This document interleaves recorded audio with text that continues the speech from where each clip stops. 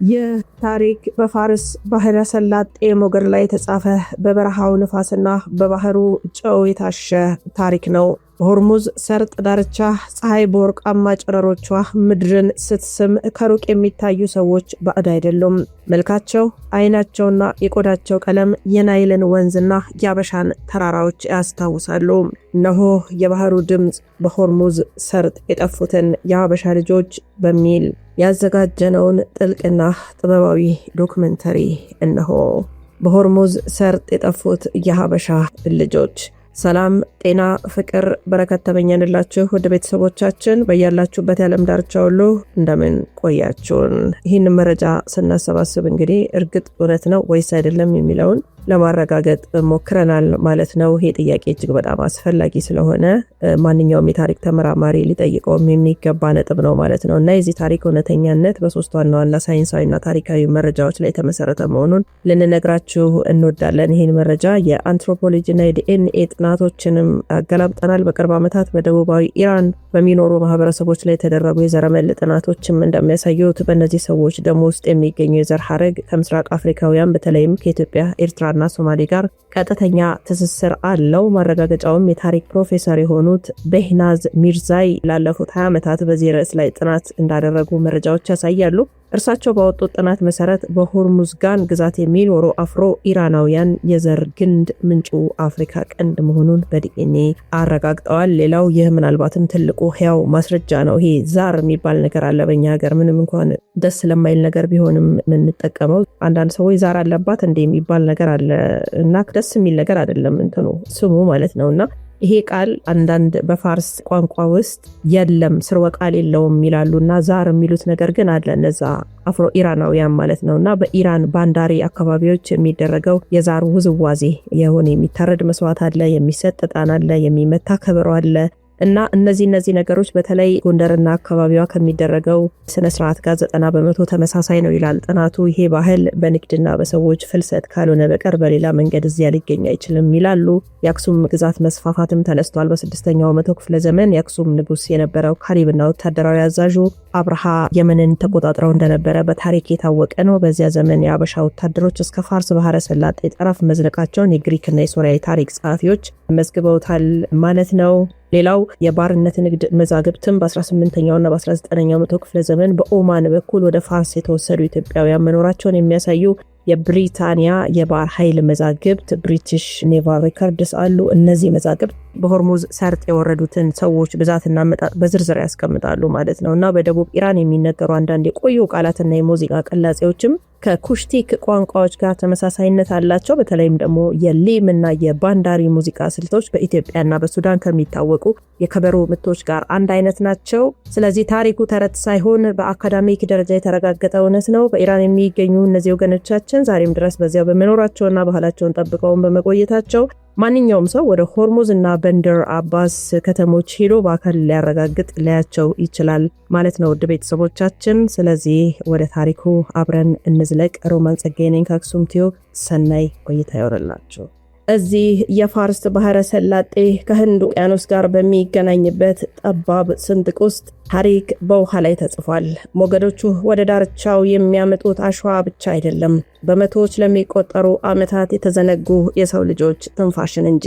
በሆርሙዝ ሰርጥ ዳርቻ በሚገኙት መንደሮች ውስጥ የሚኖሩ ሰዎች መልካቸው ከፋርስ ይልቅ ወደ አፍሪካ ቀንድ ያደላል። እነዚህ አፍሮ ኢራናውያን ይባላሉ። ነገር ግን በደማቸው ውስጥ የሚዘዋወረው ጥንታዊው የሀበሻ ወይን ነው። ከየት መጡ? የብዙዎች ጥያቄ ነው። ይህ ጥያቄ በነፋስ ውስጥ ተደብቋል። የታሪክ ምሁራን እንደሚነግሩን እነዚህ ሰዎች ወደዚህ ምድር የገቡት በሶስት ታላላቅ መንገዶች ነው።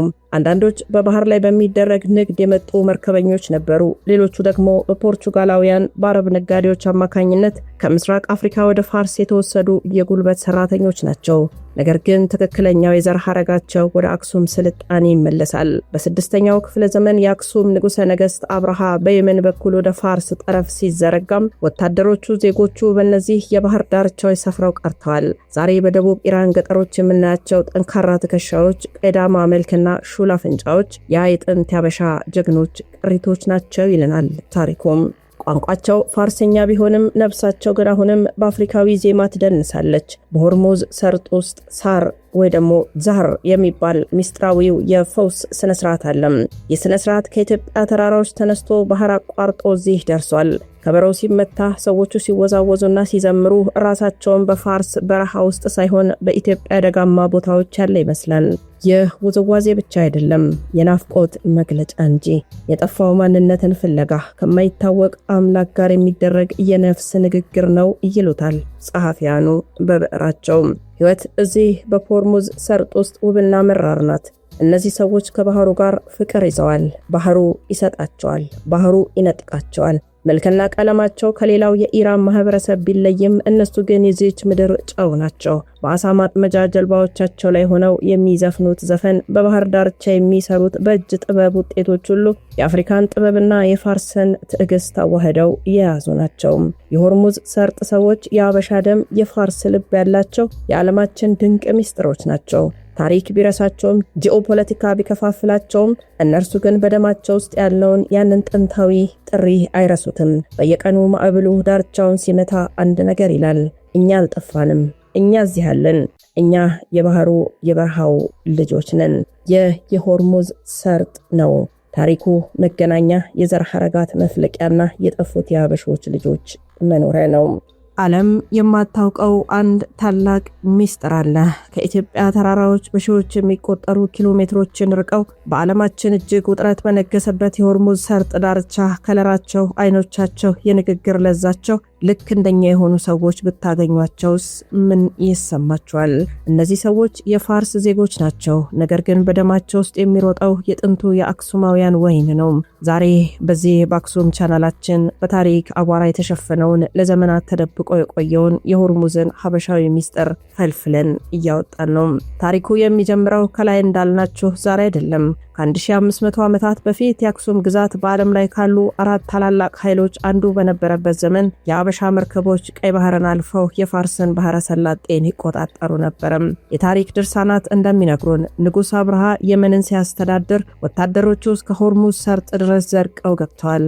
እነዚያ የአበሻ ጀግኖች በዚያው ቀሩም። ከፋርስ ሴቶች ጋር ተጋቡ፣ ዘር ተኩ፣ ስልጣኔንም መሰረቱ። ዛሬ የምናያቸው እነዚህ አፍሮ ኢራናውያን ያ የጠፋውና የተረሳው የኢትዮጵያን አሻራ ሕያው ምስክሮች ናቸው።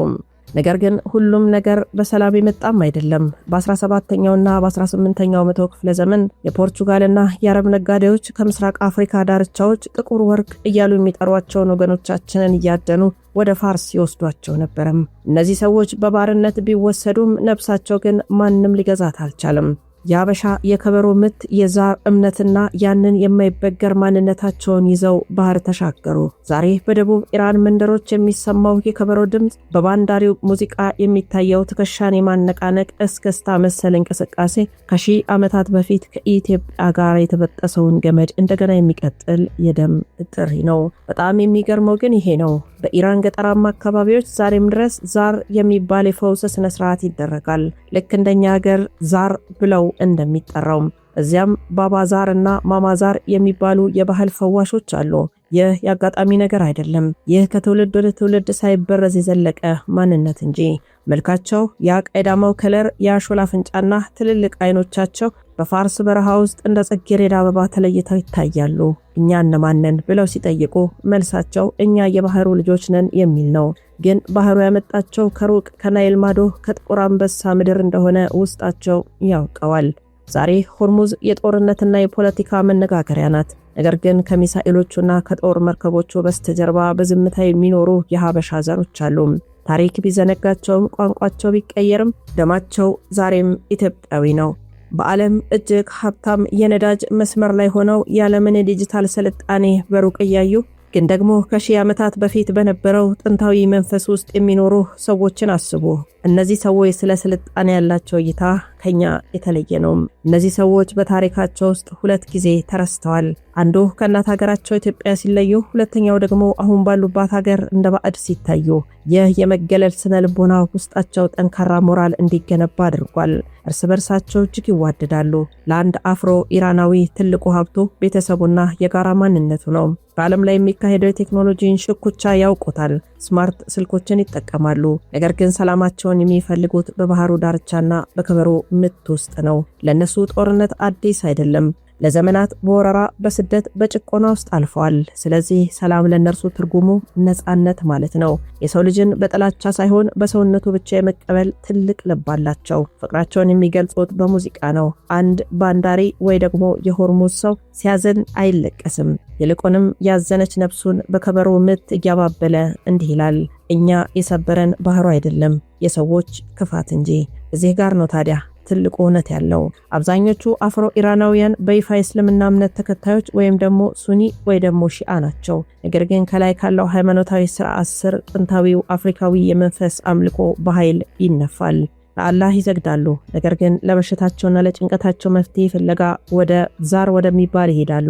የለነሱ ክህደት አይደለም፣ ይልቁንም ከአባቶቻቸው የወረሱት ደማቸው ውስጥ ያለ የመከላከያ ጋሻ ነው። በሆርሙዝ ሰዎች እምነት ዛር ነፋስ ወይ ደግሞ the wind bad ነው። በሰውነታቸው ውስጥ የሚገባው ይህ ነፋስ መልእክት አለው። ባባ ዛር ወይ ደግሞ የዛር አባት በሚያደርገው ስርዓት ላይ መንፈሱ እንዲላል፣ እኔ መጣሁት ከባህር ማዶ ነው፣ ከኢትዮጵያ ተራራዎች ከኑቢያ በረሃዎች ተነስቼ በሞገድ ላይ ተሳፍሬ መጣው ይላል። ዛሬ የሚልከው ነገር ናፍቆት ነው። ምንም እንኳን ስሙ ለክፉ ቢውልም የጠፋ ማንነትን ፍለጋ የተራቆተች ነፍስን የማከም ስራ ነው። በስርዓቱ ወቅት የሚጠጡት ደም አለ። የሚያጨሱትም ዕጣን፣ የሚለብሱትም ነጭ ልብስ ሁሉ ወደ ጥንቱ ያበሻ ማንነት የሚመልሳቸው መንፈሳዊ ድልድይ ነው። ዛር ለነሱ በሽታ ወይ ደግሞ ሌላ የሚያሸማቅቅ ቃል ሳይሆን ከማንነታቸው ጋር የሚያገናኛቸው ሚስጥራዊ ቋንቋቸው ነው። በሆርሙዝ ሰርጥ የሚኖሩ ወገኖቻችን ዛሬም በሁለት ዓለም ውስጥ ናቸው። በአንድ በኩል ዘመናዊው የኢራን ኑሮ፣ በሌላ በኩል ደግሞ የማይረሳው አፍሪካዊ ስር። ዓለም በስልጣኔ ብትራመድም የሰው ልጅ ግን መነሻውን ፍለጋ ሁልጊዜም ወደ ኋላው ይመለከታል። እነዚህ ሰዎች ያንን ፍለጋ በህይወት የያዙ ሕያው ሙዚየሞች ናቸው። የሆርሙዝ ሚስጥር ገና አላበቃም። ዛሬ በ2026 ዓመተ ምህረት ዓለም በጦርነትና በፖለቲካ ውጥረት ውስጥ ባለችበት በዚህ ሰዓት በኢራን ገጠሮች የሚኖሩ ወገኖቻችን አንድ ትልቅ ጥያቄ እያነሱ ነው። እኛ እነማን ነን? መነሻችን የት ነው? ዘመናዊው ስልጣኔ ለነዚህ ሰዎች አንድ ትልቅ በር ከፍቶላቸዋል። በኢንተርኔት አማካኝነት ከአፍሪካ ቀንድ የሚመጡ ምስሎችን፣ ሙዚቃዎችና ታሪኮችን ማየት ጀምረዋል። አንድ አፍሮ ኢራናዊ የኢትዮጵያን እስክስታ በዩቲዩብ ሲመለከት የሚሰማው ስሜት የናውቀዋለሁ የሚል ነው። ምንም እንኳን ቋንቋ ቢጠፋባቸውም በሰውነታቸው ውስጥ ያለው የዘር ሐረግ ግን ዜማውን ይለየዋል። ይህ የደም ትውስታ ብለድ ሜሞሪ ይባላል። ቀደም እንዳልነው ዛር የሚላከው ነገር ናፍቆት ነው። በሆርሙዝ እምነት አንድ ሰው በዛር መንፈስ ሲያዝ ነፃ መውጣት ይፈልጋል ማለት ነው። መንፈሱ በሰውየው አንደበት ሆኖ የሚጠይቀው ነገር ቢኖር ክብርን ነው። ከሰው በታች አትመልከቱኝ፣ እኔ ጥንት ዘር ያለኝ ኩሩ ሰው ነኝ የሚል መልእክት ያስተላልፋል። ዛር ለነሱ ከጭቆና ማምለጫ፣ ከባዕድ ሀገር ባይተዋርነት መሸሸጊያ መንፈሳዊ ምሽጋቸው ነው። ዛሬ በኢራንና በእስራኤል መካከል ያለው ጦርነት ቢፋፋም እነዚህ ሰዎች ግን የጦርነት ደጋፊዎች አይደሉም። እነሱ የሚፈልጉት በሰላም አሳቸውን ማጥመድ፣ ልጆቻቸውን ማሳደግ ነው። ምክንያቱም ታሪክ አስተምሯቸዋል። ጦርነት ሁልጊዜም መፈናቀልን፣ ስደትን ያመጣል። እነሱ ደግሞ ስደትን በደማቸው ያውቁታል። ለሰላም ያላቸው አክብሮት እጅግ ጥልቅ ነው። ምክንያቱም ቤታቸው የት እንደሆነ ለዘመናት ሲፈልጉ የኖሩ ህዝቦች ናቸው። በሆርሙዝ ሰርጥ የሚኖሩ የአበሻ ልጆች ታሪክ የሚያስተምረን አንድ ታላቅ ሀቅ አለ። የሰው ልጅ ዘሩን፣ ባህሉን፣ ማንነቱን በውሃ ላይም ቢሆን ይዞት ይሻገራል። ዛሬ ኢትዮጵያዊ መሆናቸውን ባያውቁም የኛ ግንዶች መሆናቸው ግን የታሪክ ድርሳናት ይመሰክራሉ። እነሱ እዚያ ያሉ በፋርስ ባህረ ሰላጤ ዳርቻ ሆነው ወደ ምዕራብ ወደ አባቶቻቸው ምድር እያዩ በዝምታ ይኖራሉ። እኛስ እንደዚህ ያሉ በዓለም ዙሪያ የተበተኑ ወገኖቻችንን ለማወቅ ምን ያህል ዝግጁ ነን? ታሪክ አይሞትም፣ ተኝቶ ይቆያል እንጂ። የሆርሙዝ ሰርጥ ሚስጥር የሁላችንም ታሪክ ነው።